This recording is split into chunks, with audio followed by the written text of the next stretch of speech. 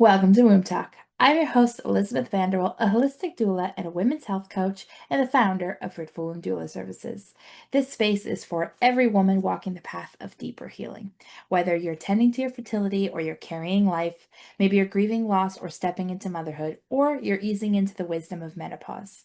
Here we honor the full spectrum of womanhood through story, nourishment, and sacred conversation. So feel free to find us on social media and let's begin. Today, we're going to be talking about 5 things that we as women have been told, or maybe we haven't even been told, but they're myths and disbeliefs and things that we should just really be talking about differently. And so I'm hoping if you're watching this, it doesn't matter whatever age you're at. That's why I want to stay with this, is because this one is really about things that women we have been told often or that we know, and it's just we need to debunk them. We need to talk about them today. So I'm going to try to make sure I remember to link all of the information in our necessary fields. And let's really just dive in. So I want to talk about our approach to female health as a whole. And honestly, I want to start by saying that this is number one, is that we sit in a world that we believe one size fits all. And oftentimes, if we go into Western medicine, this is the approach that is still in our very standard care today. It is, we are all in this bracket of age. Oh, this is the norm. We're in this bracket of age, this is the norm. And then we're in this bracket of age, and this is the norm. And honestly, a one size fits all approach does not work with drug types, doses, with eating, with our body types. It's just not the same. And so, of course, as we should all know, women have a slower absorption of different nutrients we have with different drugs. And so processing all these things is so different than our male counterparts. And honestly, against each other, we have different types. So, we need to really stop living in this little bubble of la la la la la. I'm the same as you and you're the same as me. And that's really not the case. And so with that, we kind of come down to where we're in sitting with a bit of a sadly a gender health gap in terms of healthcare. So I'm a firm believer there's a time and a place for everything, and everyone's got a spot in life where they need help, and everybody, like, there's different types of care out there to help you in the different periods of your life. But there was a study done in 2021 that I'm going to try to read this so I make sure I got it right. That 75% of cases where a disease affects predominantly men or women, the US funding was skewed towards conditions that impact men. So oftentimes we talk about how we are getting research focused less and less on women. And if we look back into history, a lot of what we've been taught is that a lot of our care for health was based off men. And that is just so not very accurate when we're living in today because we all know we're very different. And it's continuously becoming more and more of a problem when we're seeing health conditions, when we're seeing treatment of these procedures and these protocols, and it's not supporting us in a way that we need. So oftentimes we are living in this process that, oh yeah, there's all this research, but it's not really supporting you. And it wasn't meant to support you. And unfortunate that we live in such a world where these are kind of the points that we're dealing with. And we're being gaslit almost into believing that, oh, yeah, yeah, you're fine, you're healthy. And women and people are going and finding out that, oh, yeah, it's not okay. There's something wrong with me, and they didn't do the proper research into it. So it's a huge problem that we're sitting and facing with in our day and age. And honestly, I like to always tell people that you have a voice. And so when we're going and we're dealing with any type of healthcare practitioner, whether it's Western medicine or if it's acupuncture or if it's naturopath or whoever you choose to see, there is a lot of quickly shoved under the table for things, and you need to stand up for yourself. I always made a joke with a lot of my clients, and the more and more that I've aged and seen things in the healthcare system, I've seen a lot of the time my expression used to be, you need a bodyguard to give birth. Um, and the more that I focus and the more I've changed slowly, I always say you need a bodyguard for your health. And I like to always say that that's where kind of my coaching comes in a little bit, is that I am your bodyguard of a sorts when I'm trying to explain things to you and be like, yeah, I'm on your team. You have a voice. You have to say your opinion. If you want a test done, you have to get a test done. If you want this, you have to speak up, especially with the US. You are paying out of pocket for a lot of your procedures. So why not pay for the thing that you want? And instead of what someone else wants. And we're often sitting with this notion that they have more knowledge on stuff. And sure, they do know some things that are more than me, but you are the only one who knows your body. And if something feels off and they're denying you that it feels off, then you need to get a second opinion and you need to tell someone that, look, hey, I don't feel like this is going right. There is something missing. There is something happening, and I need you to check this. And there will come a time when you eventually have to give in to what someone else is wanting for you anyway, but you are focusing on making sure that you get the things that you need for yourself. So I've kind of taken a turn for what I was originally going to speak about, but this was more, I guess, of a topic that needed to be said, but I will get into some of the myths and see if we can get you some of the answers. So first off, if anyone has heard that you need to exercise 30 to 60 minutes per day so that you can have an impact on your health. So with exercise, like, I'm gonna get a lot of comments because a lot of people talk about my size and then immediately think people don't exercise. It's a whole thing. But if you can burst about 4 times roughly a 20-minute workout, you'll actually trigger a whole cascade of positive metabolical changes that can improve your, and I have to read this because I'm going to screw it up, your lipid profile, your muscle volume, and your respiratory capacity. I still screwed it up.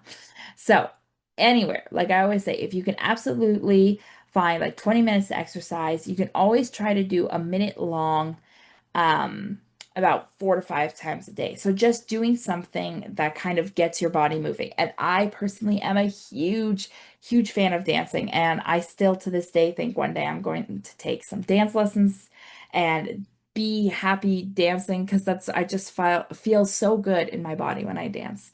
And honestly, just doing something so that your body is moving and gets your heart pumping just a little bit, and even just a little bit. Like I said, I put on one song, boom, that's it. So if you could do a minute long and then maybe sporadically, that's 4 to 5 minutes a day, you're already helping your body. The main factor when it comes to exercise and supporting your body is that you need to listen to your body.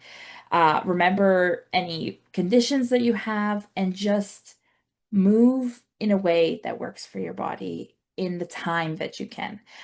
We sit with a lot of unrealistic expectations, and it is easier to do that 1 minute that you did of the dancing than it was to be like, ah, no, I don't have time to do that whole half an hour. You still moved your body for a minute or 5 minutes, and this way, you are learning what your body is capable of, and you are staying fit in a small time because you're still doing something. A lot of today sits with computer health, and we're on the computer daily. I myself find it that I work a lot from home on a computer, or sitting jobs, and you just need to make yourself get up, and sometimes that could be very hard. So I've had a few guests speak on this in the past, but yes, moving is just it's so beneficial for your body. So it's totally false that you need to just definitely do 30 to 40 minutes. So another health myth that I want to talk about is about people saying that your sex drive decreases with age. And I had a whole topic on menopause intimacy for women. And a lot of the times you hear people say, oh, well, when you get older, you know, it just decrease, you're not that eager into sex. And oftentimes we find that a lot of women actually report that sex gets more enjoyable as they age. So when you are approaching menopause, of course, all three of your major sex hormones, your estrogen, your progesterone, and your testosterone, are going to be out of balance. So, if you experience very real, natural hormonal imbalances that occurs during menopause, you can find that this will lower your libido. And so that's where some people struggle more, or if you're having physical problems. So some people have vaginal dryness, all that stuff. There's different symptoms that you might be feeling. And so it's just like, that's a mess. And maybe you never explored after that. You're like, I'm done. But it is very hard to feel like you are safe in your own body if you're not feeling sexy.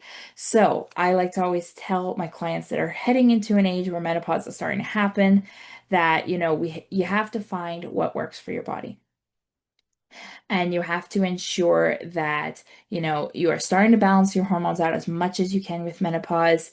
Um, if you still have a desire for sex, this is rooted into your own body's personal sensuality. And, I've had a few different topics and I will have a few different topics that are talking about these things. And it's just easier to rekindle your enjoyment in sensual pleasures. Um, as you learn to develop a little bit more of a desire for your own body after you've gone through some of the thick of the symptoms. So, no, your sex drive does not decrease with age. It's just how you view yourself for sex. So, another one that we often talk about is about eating low fat, low calorie diets, and that'll help you lose weight. So, our bodies, healthy weight, things like that. It's a very big topic, and I could almost make this a whole episode. But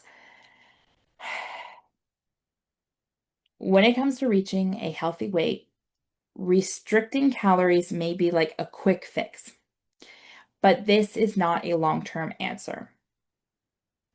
So, a lot of times we have with weight losses that we're so urgent to want to do it, but we really need to look more into how we're metabolizing our food.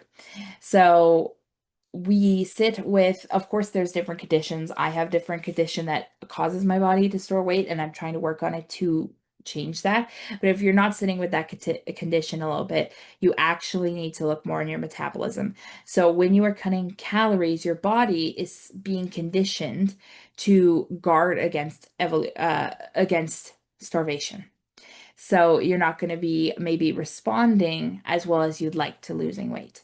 So some of the things you may not hear about, and I'm going to talk about my own personal story after with it a little bit, but things that can bring down your metabolism are an overworked adrenal gland, any thyroid imbalances, insulin resistance, toxic overload, and food sensitivities. So I have been plus size for all my life, but I've had a lot of issues with weight loss and keeping it off and things like that. And I'm working with someone and we're working together to try to find some answers, but it is looking like there are some serious thyroid issues that are causing the stress of my weight. And so I've done a few of the diets where you're like cutting food or you're adding like all these extra hours of exercise, but sometimes there's so much going on. And like we say, what I said in the beginning is that sometimes you aren't getting the answers you actually need from your healthcare provider. So you need to do the research to find a way to get those answers yourself. So that's another great one. So another topic that I like to talk about is that people always say that if you're eating super healthy, you do not need a multivitamin or to have vitamins. So sadly, I'm going to burst your bubble that the world we live in today is far from perfect. Who said that? That was me. Oh, I'm sorry.